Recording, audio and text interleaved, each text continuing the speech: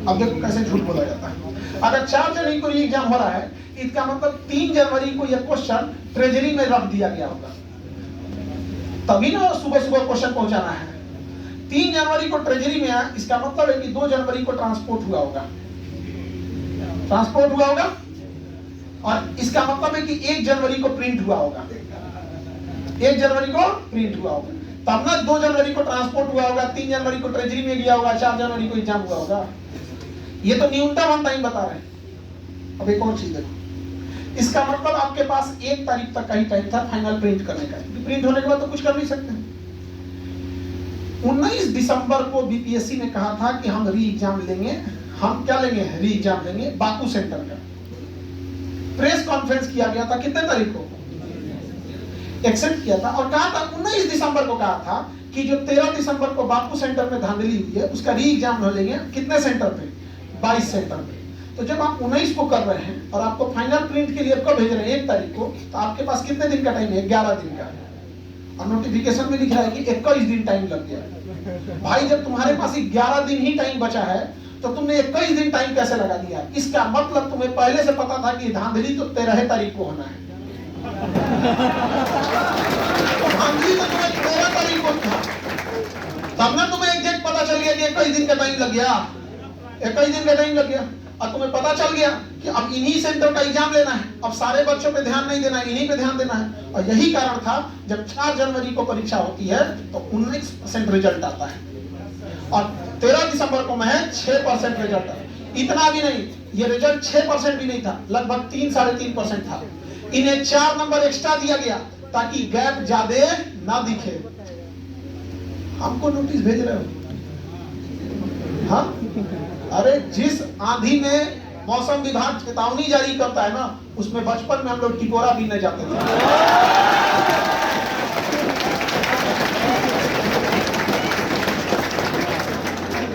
समझ गया? बोरे बोरे रक्त में पेड़ गिर गया ना, पेड़ गिर गया तो लोग घर में घुस जाते थे, आंधी तूफान आया और हम लोग कुल्हाड़ी लेके काट के पेड़ गिरते थे, ये वाला हमारा, ये वाला हमारा, और घर में जलावट जलता था। हमको भेजता है, अरे हमको तुम जेल डाल के क्या डरा रहे हो, ना आगे ना अपना पीछे पगा। नहीं समझे कि उसको जेल के ढमली दो जिसके बाल बच्चे हैं, फैमिली है, ये वो है, दुनिया भर का है, हमको कौन सी बचे, यहाँ है चाहे वहाँ है, कोई दिक्कत नहीं है, वहां से निकला।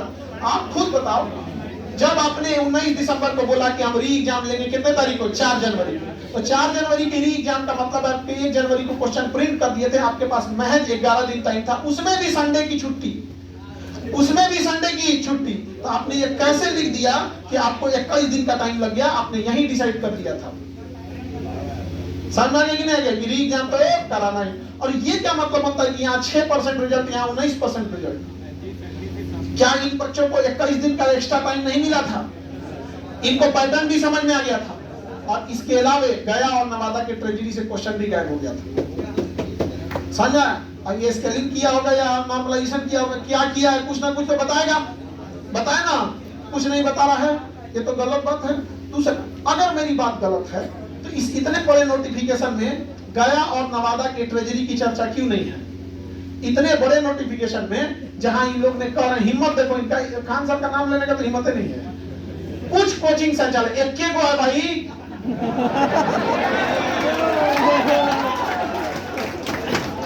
कुछ कोचिंग, कौन बोला है नवादा और गया के सेंटर के बारे में? हम तो कुछ कोचिंग, ये डर जरूरी है। कल आया, जैसे हम इधर मीडिया में बोले कल आ गया वहां पे, समझ गया? और इस भ्रम में ना रहे, इस भ्रम में ना रहे, ये बात पीएमओ तक जाएगी, समझ आ गया?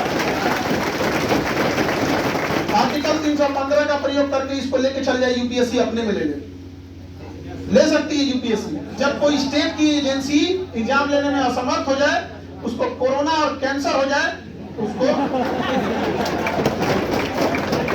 और हम लोग कोई कायर नहीं है जो डरे हैं, यूपीएससी भी ले ले लेकिन फेयर एग्जाम ले ले। हम हिंदुस्तानी है, कोई युद्ध नहीं हारे बसंते जयचंद और विभीषण ना हो। पीछे कोई खंजर भोंक देगा तो हम लोग क्या ही कर सकते हैं यहाँ पर, लेकिन ये हम लोग को कटप्पा की तरह काम कर रहा है। कुछ कुछ कोचिंग संचालक द्वारा तथाकथित सो कॉल्ड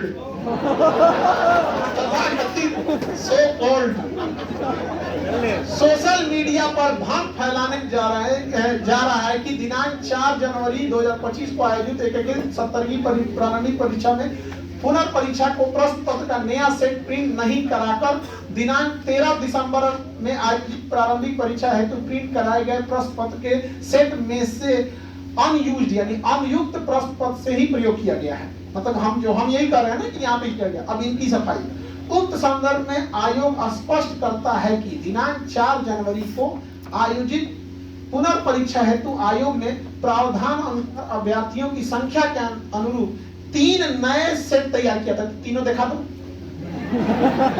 ये 3 दिखा दो, और जो 13 दिसंबर को लिए थे ये 3 दिखा दो। जब तुम यहाँ 3 देखा, ये 3 देखा और ये 3 देखा, अच्छा दिखा दो। समझ आ गया? अब इस भ्रम में ना रहे लोग कि आदमी झुकेगा। ये तो नोटिफिकेशन देके बहुत अच्छा काम किए हैं। कई दिन आपको समय कैसे लग गया अभी बताएंगे लोग यहाँ पर। अगला देखिए, 3 नए प्रश्न प्रिंट कराए गए एवं एलिमेंट ऑफ सरप्राइज, मतलब तीनों में से कोई एक का यूज करेंगे। एलिमेंट ऑफ सरप्राइज के तहत एक सेट का चयन कर पुनर्परीक्षा में उपयोग किया गया। नए प्रश्न पत्र सेट प्रिंट कराने के कारण ही पुनर्परीक्षा आयोजित करने में 21 दिन का समय लग गया। भाई तुम इतना दिन 19 तारीख को डिसाइड करता है, समझ में गया? इसका मतलब ही हमको लगता है 12 तारीख से सोच रहा था। समझे? अगला 21 दिन का समय लग गया। अतः सोशल मीडिया पर प्रचलित प्रसारित आरोप पूर्णतः निराधार है। तो तुम गया और नवादा के बारे में बताओ। गया और नवादा क्वेश्चन कहां गया? दूसरा, सभी सफल अभ्यर्थियों को ऐसे तत्वों से सावधान रहने की आवश्यकता है। इस तरह के अवांछनीय तत्व अभ्यर्थियों का ध्यान आकृष्ट करने, लगातार खबरों में बने रहने एवं सस्ती लोकप्रियता। दुनिया का सबसे बड़ा एजुकेशन चैनल है मेरा, दुनिया का, और हमको कहता है सस्ती लोकप्रियता। 140 मतलब क्या बोला जाए इसको, गधा को।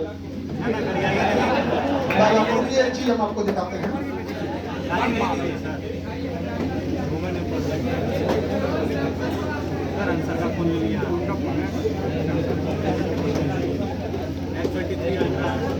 एक होता है ना टोटल व्यूज निकालने का, अब खैर छोड़ते हैं। दुनिया का सबसे बड़ा एजुकेशन चैनल हमारा है, और जिसपे हमने केवल जय हिंद बोल के पढ़ाए हैं और जय हिंद बोल के चले गए। कभी नहीं बोलने गए हैं कि हमारा कमेंट करो, 2 कट्ठा जमीन लिख दो, कभी बोलने गए हैं?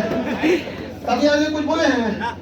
हमारा जब भी चैनल पर जय हिंद, ये टॉपिक है, मिलेंगे नेक्स्ट क्लास में, जय हिंद। समझा गया? अब दुनिया का सबसे बड़ा चैनल, और उस पर कह रहा सस्ती लोकप्रियता। अगर लोकप्रियता पानी रहती तो हम इस चैनल पे अब तक 20 कम से कम 50 वीडियो बनाए रहते। आप जाके देखिए, जिन्हें लोकप्रियता चाहिए वो अपने चैनल पे सैकड़ों वीडियो बनाए हैं कि हम बीपीएससी के लिए लड़ रहे हैं, हम लड़ रहे हैं। क्या एक भी आपने देखा है हमारा? सिद्धांत से समझौता नहीं। वो चैनल पढ़ाने के लिए तो पढ़ाई ही होगा, लड़ाई वाली चीज हम मैदान में लड़ रहे हैं। बताओ, लोकप्रियता जिनको चाहिए वहां लाइव होते बैठे हुए हैं अपने अपने चैनल पे लाइव। जिन्हें लोकप्रियता चाहिए वो सुबह शाम देखते हैं कितना बढ़ गया सबसे।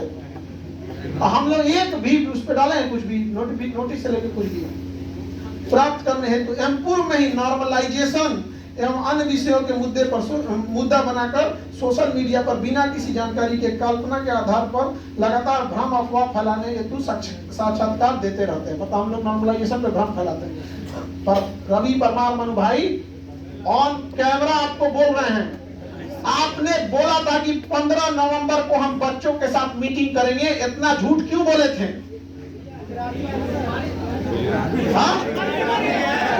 इन्होंने हम लोग से क्या कहा कि 38 जिला का क्वेश्चन अलग अलग नहीं रहेगा, 3 क्वेश्चन हम लोग बनाएंगे, 3 सेट क्वेश्चन रहेंगे, ठीक है? और उसके बाद हम कहें कि बच्चे 3 सेट के लिए रेडी नहीं होंगे। तो चूंकि उस समय अभी फॉर्म भरा ही जा रहा था, तो क्या कहना था कि 10-15 लाख फॉर्म आ जाएगा तो हम क्या करेंगे? तो जब फाइनल हो गया कि भाई इतना फॉर्म नहीं गया है तो भाई आपको मीटिंग करना चाहिए था। उन्होंने झूठ बोला, नहीं किया। उसके बाद ऐसे थैली दिखाते हैं, है कोई इसमें जो फाड़ के दिखा दे क्वेश्चन? है कोई फाड़ के क्वेश्चन दिखा सकता है? फट गया क्वेश्चन है, फट गया, नहीं जान लगा।